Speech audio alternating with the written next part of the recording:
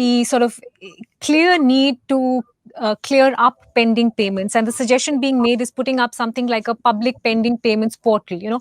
Put it all out there. I know this exists for MSMEs and discoms, but not for all of infrastructure. Put it out there, show what's due to whom, and make those clearances before you go ahead with green lighting more projects. Do you think this is something the budget can and should take on? And is that a big deterrent at this point, the fact that payments are choked, payments are not coming through to infrastructure players as they should? You'll have to unmute, sir. Sorry. So there are 2 points here. What Mr. Dalmia told is very right, that in last 6 month time, government has done adequate, I would say, to bring the economy back on the track. And, earlier, whatever the moratorium time was given and whatever other tax reliefs and other benefits were given to the Indian industry, that has done very well. And this is the reason today, I'll tell you about steel.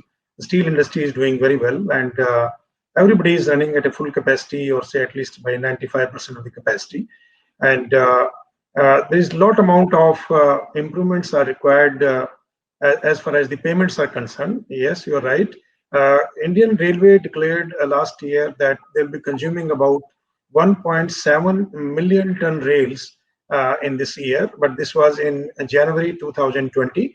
Unfortunately, after that, the COVID started and the complete system go haywire. I'm sure in the next year, that is 21-22, the government of India and Indian Railway will consume that much of steel, about 1.7 million tons. If this happens, then definitely this will bring a lot of liquidity in the market. Ultimately, as you know, whether steel or cement, about 60 to 70% consumption is government-driven projects. Once these government-driven projects they start performing better, then everything goes on, rolls on, and the economy comes on the right track. Now the point here is, like discoms, we are still facing problem in recovering our payments, or the payments are delayed beyond even 3 years.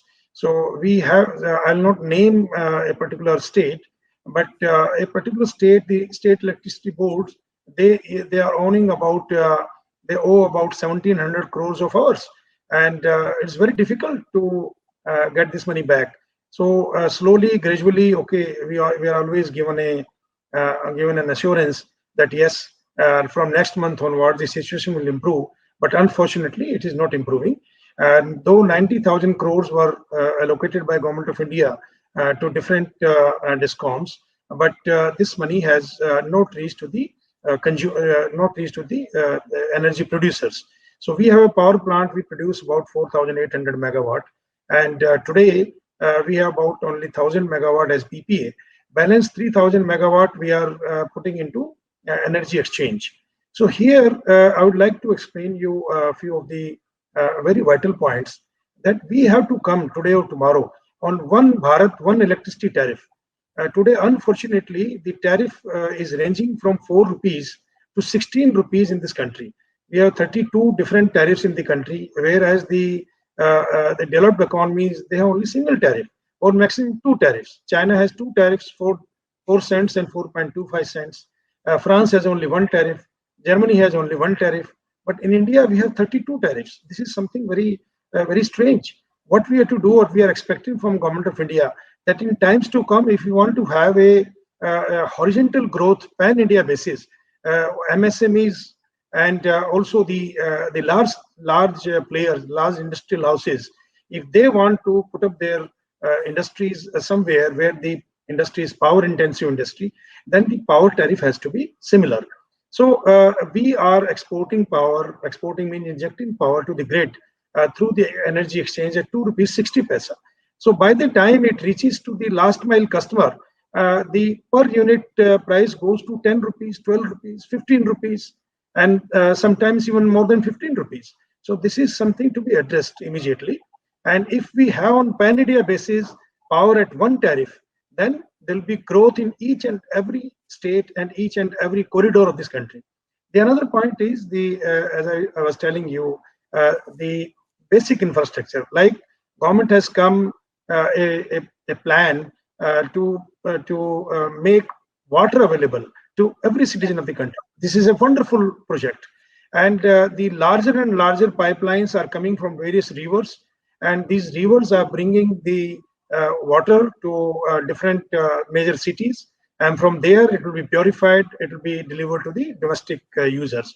So this is a very wonderful scheme, so that each and every citizen of the country, he or she will get a potable drinkable water. And for that there is a lot of capital required, and this capital is to be released. The another point I'll tell you, the country has a vision to produce 300 million ton steel in the country by 2030. So it is 9 years which are left. So if we have to go to 300 million ton, which is a necessity also, then we need to spend at least 10 lakh crore only in the steel industry. And you can Sure. imagine 10 lakh crore from where this money will come. So what we are recommending and requesting Government of India to immediately come with a financial institution